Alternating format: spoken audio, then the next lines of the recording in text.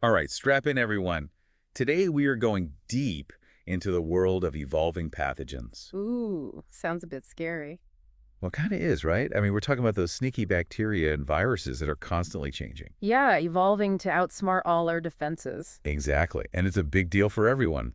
Antibiotic resistance, new disease outbreaks, that's some serious stuff. It's like they're always one step ahead. And this deep dive is especially relevant if you're prepping for the UPSC exam. This is Global Health Security 101. Can't get around it, really. Nope. But the good news is we've got some incredible research to unpack today.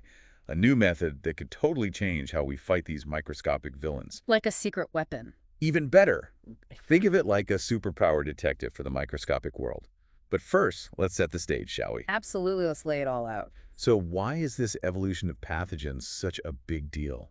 Well, it's a constant battle, isn't it? I mean, look at the examples in the source material, things like whooping cough and There's tuberculosis. some heavy hitters. Exactly, and those diseases have been around forever, but the pathogens causing them are always evolving. And that means they're becoming harder and harder to treat, Right, and in some cases, they're even making a comeback. which is scary. And for those of you studying for the UPSC, this is exactly the kind of topic that could pop up on the exam. You got to know this stuff. Definitely. But let's get to the exciting part, the breakthrough.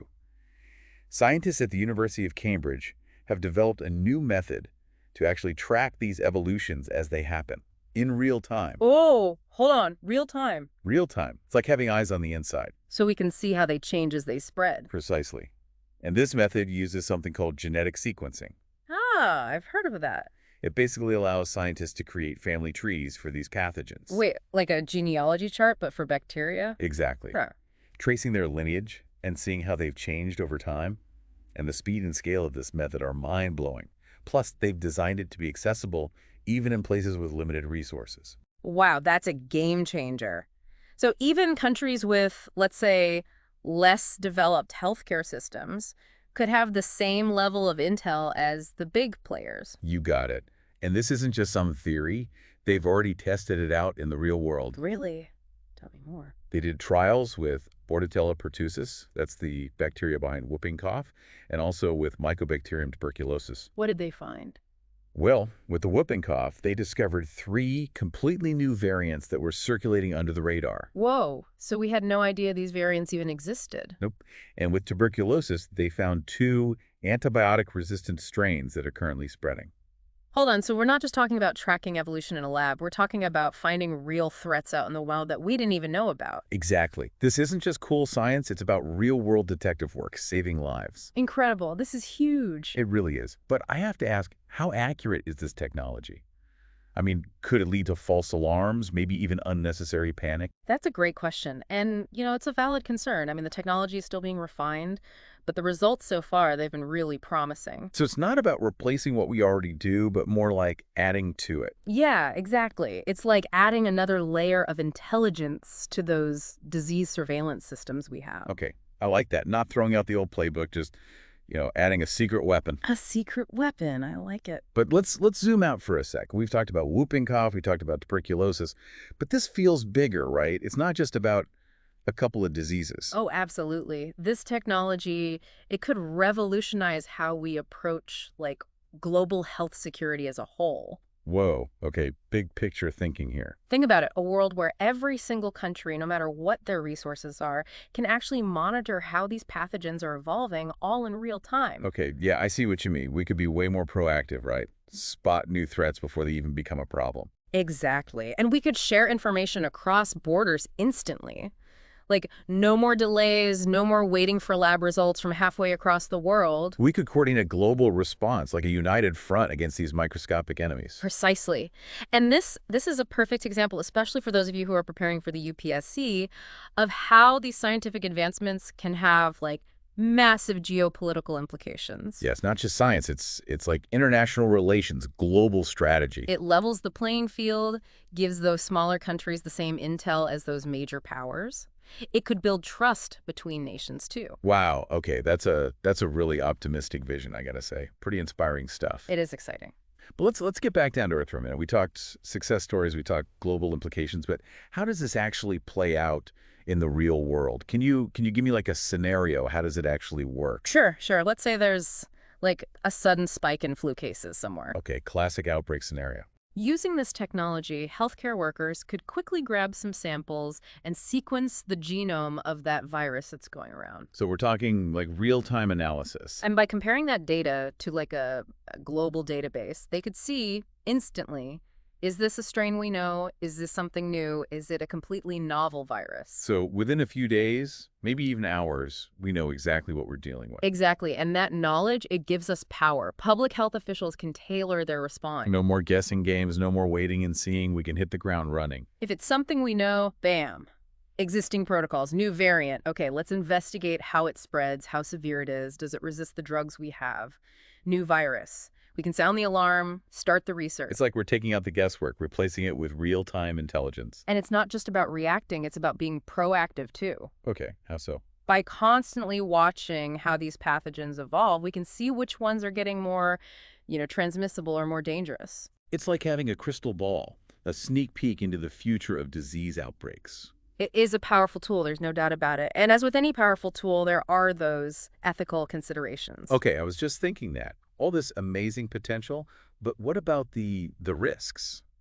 You're right to be cautious. We have to be. With this much information, we have to think about data security, privacy, who gets to see this stuff, how do we prevent it being misused? And what about, the impact on individual rights? It's a whole can of worms, really. Yeah, it's complex. We need guidelines, regulations for how this technology is developed, used, accessed. And it's not just governments. Private companies are involved, too. Oh, yeah, that adds a whole other layer. We need to make sure they're accountable, that profits don't outweigh ethics. It's a responsibility for everyone, really. It's a bit overwhelming, isn't it? All this incredible potential, but all these big questions. It is, but these conversations are crucial. We have to get the public involved, talk openly, make sure this technology aligns with our values. It's like we're at a crossroads. This tech can revolutionize global health, but it brings challenges. It feels like a big moment, not just for science, but for all of us. I agree. It's a turning point, and the choices we make now, they'll have a big impact. But I am optimistic, cautiously optimistic. Humans, we're good at adapting to new tech, figuring out how to use it for good. That's good to hear because it does feel like we have a lot of work to do. We do. So where do we go from here? Well, first, we keep investing in research, not just for the technology itself, but for those ethical frameworks, the regulations. Right. It's the rules of the road. And as we said, public engagement is key. We need to educate people, answer their questions, make sure everyone feels involved in shaping the future. It can't just be scientists and politicians making decisions behind closed doors. We all have a stake in this. We all have a stake in this, and it's an exciting opportunity. We can shape a future where technology is used responsibly, ethically, to make people healthier all over the world. Okay, now that is a vision worth fighting for. And we're back, still diving deep into the world of evolving pathogens and that amazing technology that's letting us track them like never before. Before we took a little pause, we were getting into some of the ethical issues, the dilemmas that come with having this level of information. It's like we've opened this door, we have this incredible tool, but now we have to deal with the consequences, right? The potential downsides. It's a bit of a double-edged sword, yeah. We've talked about all the good stuff, the global health security, but there's that risk of misuse, too. Right, and that's what I'm thinking about. Like, what if this technology fell into the wrong hands? That's a scary thought, isn't it? It could be used for, biowarfare or to create some really dangerous targeted pathogens. Okay, that's a bit terrifying. I was thinking more along the lines of privacy, Who has access to all this genetic information? How's it being used?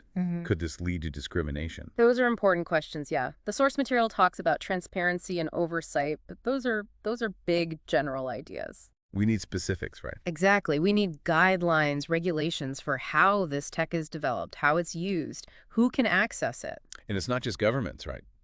Private companies are in the game too. That's right, which makes things even more complicated.